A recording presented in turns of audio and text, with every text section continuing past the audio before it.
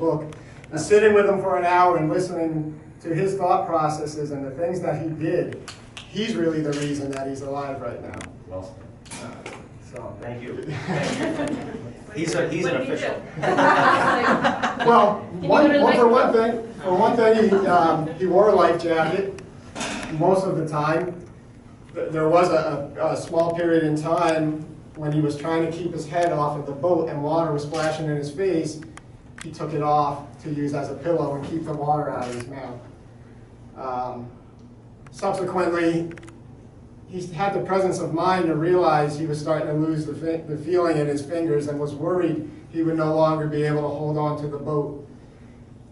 Therefore, he again had the presence of mind to put the life jacket back on in case he could no longer hold on to the boat. It took him about 5 minutes to even get the clip back on the life jacket. Obviously, a very important decision he made. The other decision he made was not to swim the shore. As tempting as it was, he could see a radio tower with the red light he described and a silhouette possibly of the shoreline, a change in coloration. Very tempting to try to swim for it. If he had, I don't think he'd be here either. He stayed with the boat. He kept afloat, and he was a target for the helo to pick him up by staying with that object. So those things, I think, really saved his life. The fire department boats. There were EMS members on that Coast Guard boat, and then they got me in the ambulance. Obviously, there were emergency staff in there, and I was out of it a little bit, but the amount of time from when they got me on that Coast Guard boat to the time I was in the hospital in the emergency room with seeing 10 to 15 people working on me to warm me up was so short amount of time, and I can't say thank you enough to all the people that were there that night, involved directly, all the people that were involved indirectly, not on site, and I'm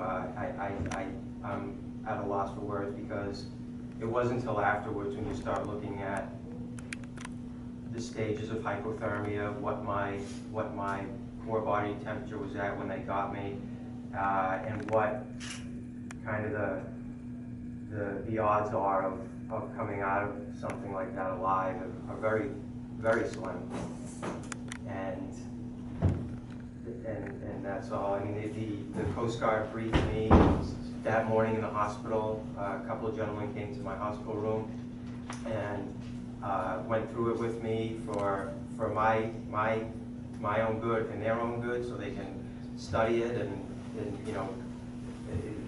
take on, absorb details about what happened so they can prevent it and pass on what happened to help somebody else. And same, the environmental police came to my house end of that week, and same thing. Working, I was not trying to help somebody else. I was out there for a 20-25 minute cruise to test the engine, and that went terribly wrong, and I almost died. But I'm feeling better every day. So I'll stop babbling. Thank you so much, everybody. Thank you. I had water. I had gloves. I had a spare sweatshirt, and that all, when the boat flipped out, it was all just underneath. And strangely enough, of all that stuff in that boat, the only thing I lost was one oar. The battery was there. The gas tank was there. My backpack was there, floating under the boat.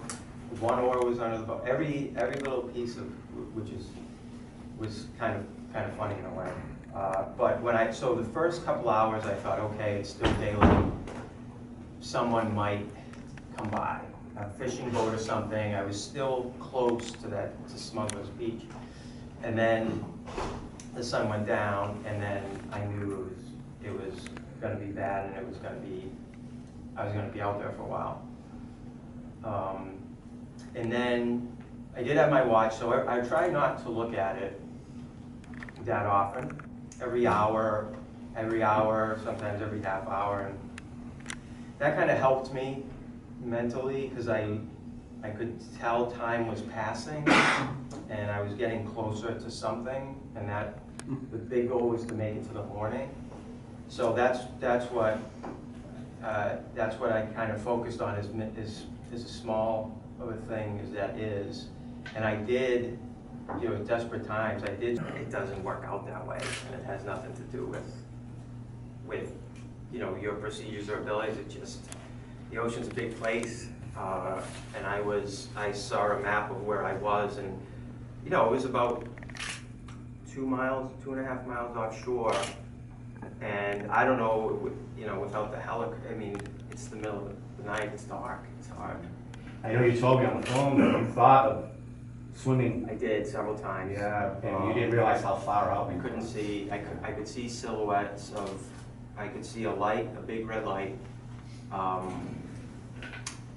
that the environmental police later told me they use as a guide to bring their boats in, and I saw a slip of land sticking out, and it looked like it could be from here to the other side of the parking lot, or from here to, you know, the other side of Yarmouth. It was just,